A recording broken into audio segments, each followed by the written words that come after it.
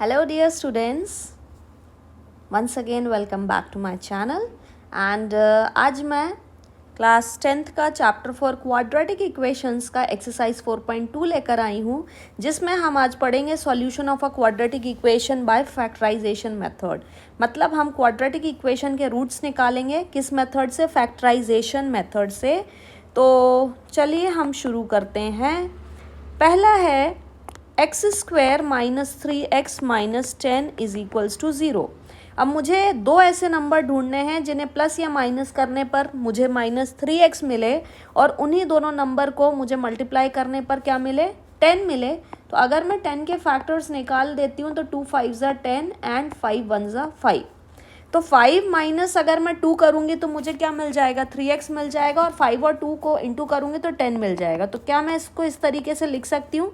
X square minus 5x plus 2x minus 10 is equals to 0। Plus minus क्या होता है? Minus होता है। और मुझे यहाँ ऊपर क्या चाहिए? माइनस 3x चाहिए, इसलिए मैंने 5 माइनस कर लिया और 2 प्लस कर लिया। इन दोनों में से क्या कॉमन है? ये जो हम मेथड यूज़ कर रहे हैं आपने क्लास 8th में भी पढ़ी होगी, स्प्लिटिंग द मिडिल टर्म। तो इन दोनों में से x कॉमन तो हो जाएगा x माइनस 5 प्लस इन दोनों में से क्या कॉमन है? 2 कॉमन है, तो this is x minus 5 again. हमेशा आपको याद रखना है कि ये जो आपको फैक्टर्स मिल रहे हैं ये हमेशा इनकी वैल्यू सेम होनी चाहिए। अगर इनकी वैल्यू सेम नहीं है दैट मीन्स कहीं ना कहीं आपने फैक्टराइजेशन में गलती करी है।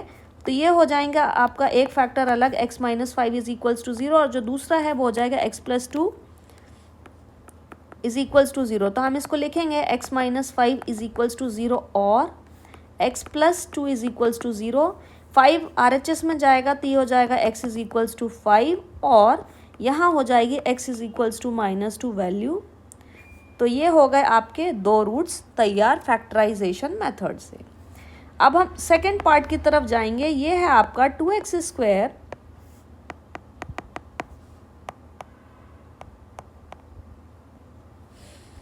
Plus x minus 6 is equals to 0। अब हमें कोई एक ऐसा नंबर ढूंढना है जिसको प्लस या माइनस करने पे मुझे क्या मिल जाए? x, और इनटू करने पे अब आप यहाँ देखिए, हमेशा याद रखिए एक्स स्क्वायर के साथ में क्या है? नंबर 2 है और लास्ट में क्या है? 6 है। तो 6 इंटू 2 किया तो क्या मिला आपको? 12। अब इस 12 के क्या करेंगे? हम फैक्टर्स निकालेंगे। तो 2 6 ज़ा 12, 2 3 ज़ा 6 एंड 3 1 ज़ा 3। अब इन्हीं नंबर को प्लस माइनस करके मुझे चेक करना है कि मुझे x कब मिल रहा है। तो 2 2 ज़ा क्या करें? 4 कर दें। तो 4x माइनस 3x करेंगे तो क्या मिल जाएगा? x मिल जाएगा। और 4x इंटू 3x करेंगे तो क्या मिल जाएगा मुझे? 12x स्क्वायर मिल जाएगा। दैट मीन्स मेरी कंडीशन क्या हो गई? सेटिस्फाइड हो गई। तो मैं इसको लिखूंगी 2x square plus 4x minus 3x minus 6 बराबर 0।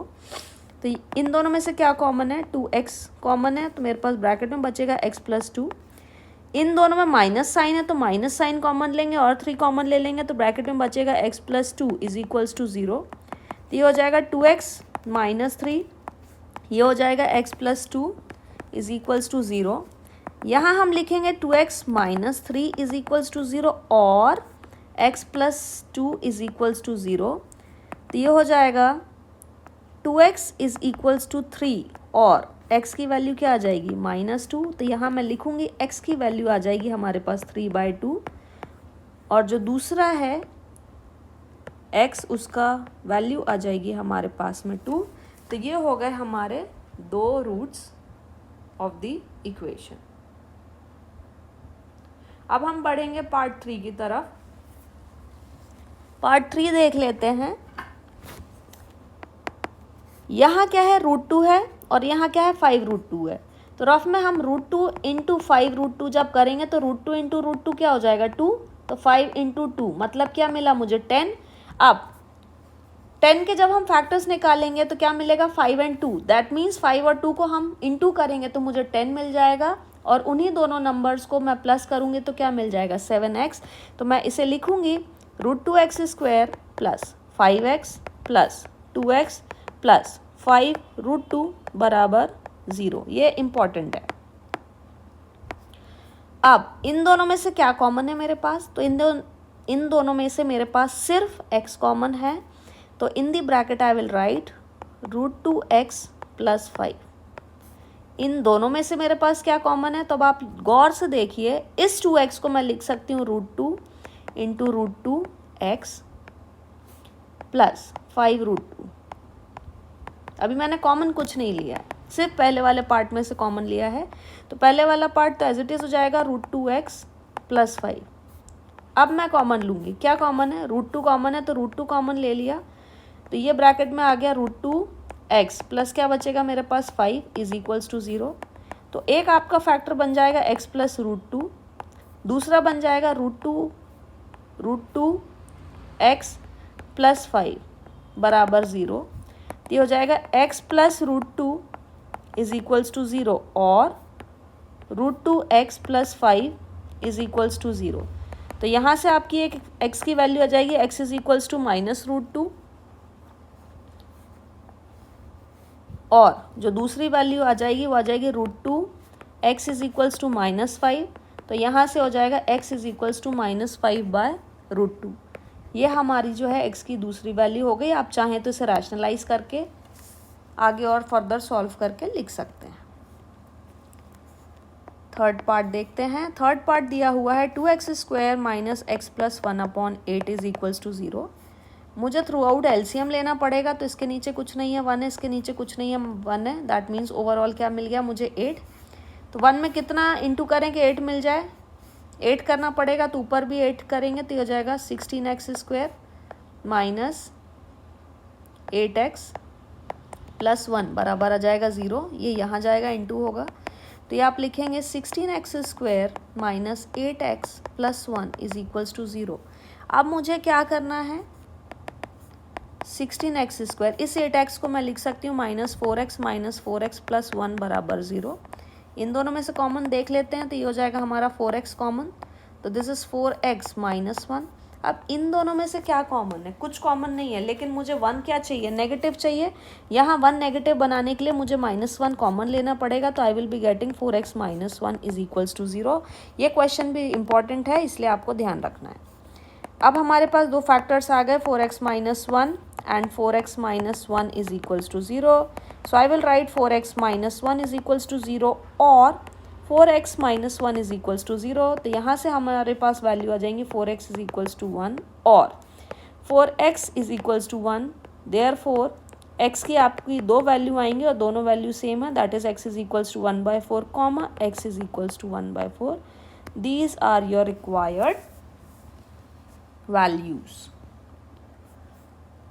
Moving to question number 4, that is 100x² minus 20x plus 1 is equals to 0. So 100x² मैं इसको स्प्लिट करूँगी -10x प्लस 1 में, क्योंकि माइनस माइनस होता है, प्लस साइन किसका आता है, माइनस का आता है। इन दोनों में से कॉमन हो जाएगा हमारे पास 10x, तो ये आ जाएगा 10x माइनस 1। इन दोनों में से कॉमन आएगा -1, क्योंकि मुझे 1 नेगेटिव चाहिए, इसलिए मैं यहाँ -1 कॉमन लूँगी, तो यह आ जाएगा 10x माइनस 1 इक्वल्स टू 0। अब 10x माइनस 1 इज़ 1 फैक्टर, दूसरे में भी 10x minus 1 is equals to 0, तो 10x minus 1 is equals to 0 और 10x minus 1 is equals to 0। तो ये हो जाएगा हमारे पास 10x इज इक्वल्स टू 1 और 10x इज इक्वल्स टू 1, तो x की वैल्यू 1/10 मिलेगी यहाँ पर, और जो दूसरी वैल्यू है that is also x is equals to 1/10।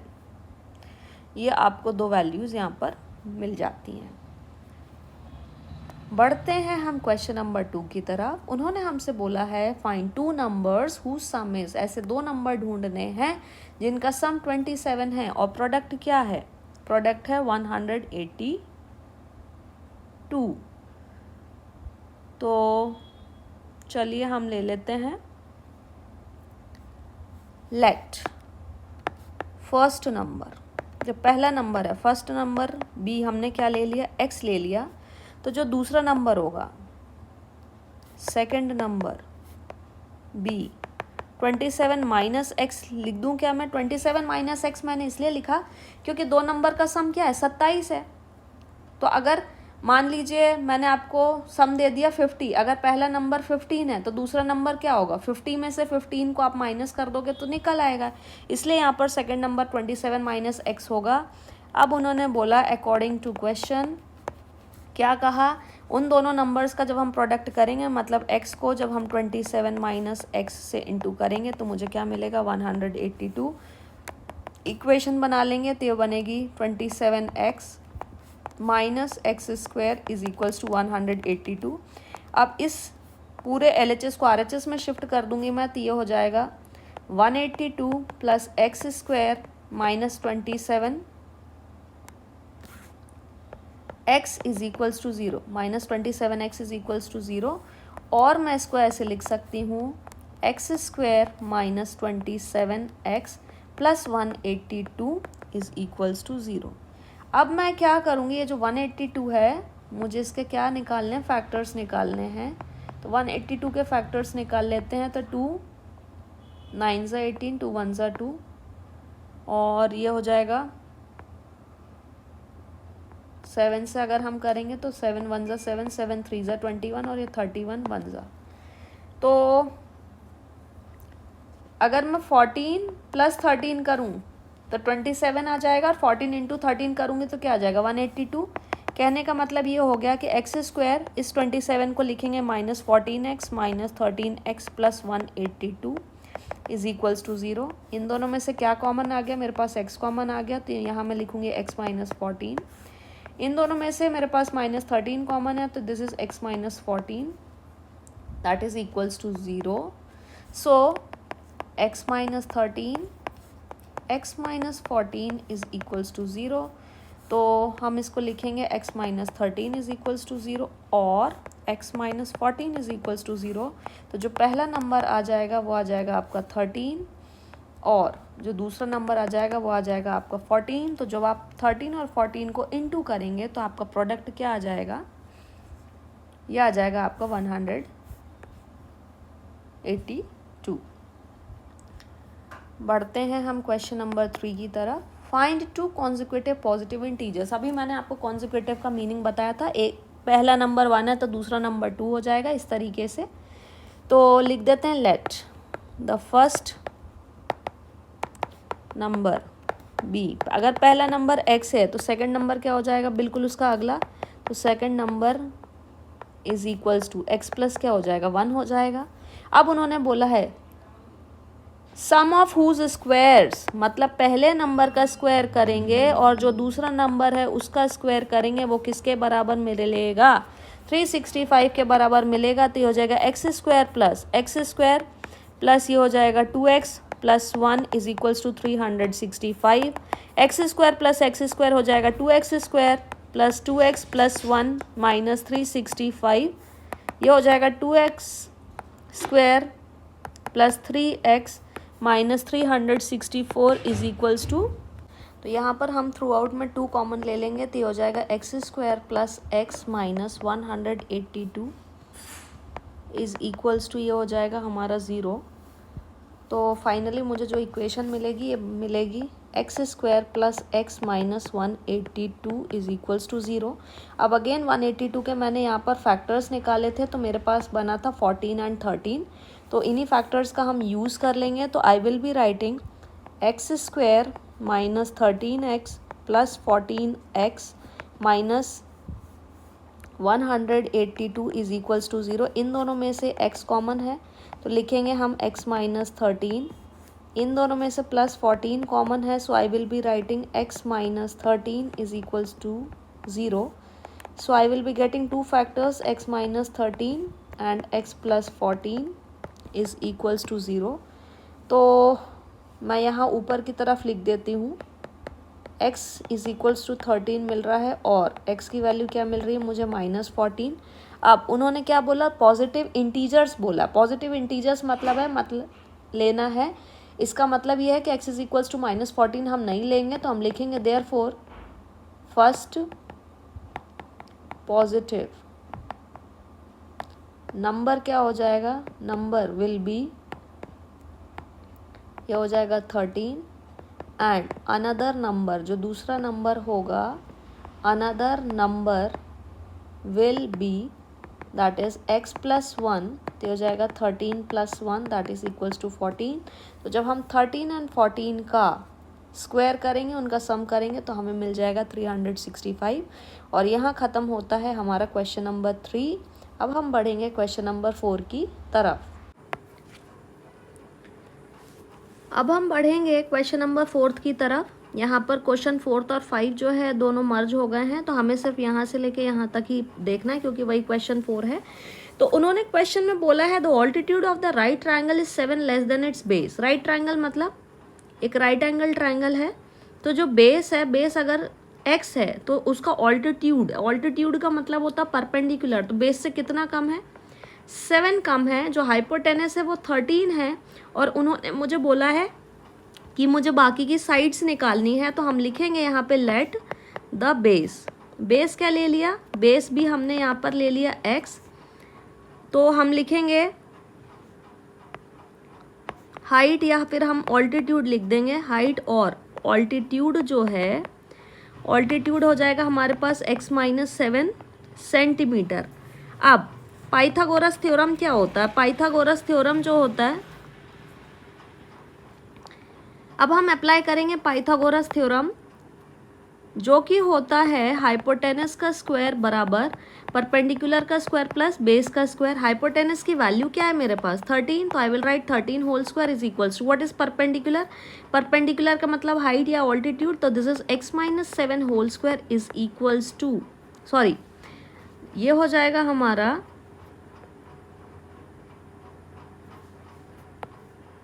x-7 whole square plus what is base, base is x square. तो इसको सॉल्व कर लेंगे, 13 का स्क्वायर करेंगे तो 169 is equals to x square minus 2ab मतलब 7 2 14 एक्स प्लस का 49, ये हो जाएगा हमारा x square, this is plus x square. तो ये हो जाएगा हमारा 169 is equals to x square minus x square, और एक्स स्क्वायर हो जाएगा 2x square minus 14x plus 49। तो इसे हम सॉल्व करेंगे तो हो जाएगा 2x square minus 14x plus 49 minus ये 169 राइट साइड जाएगा तो माइनस 169 इज इक्वल्स टू 0। तो जो फाइनली मुझे इक्वेशन मिलेगी, ये मुझे मिलेगी 2x square minus 14x minus 120 is equals to 0।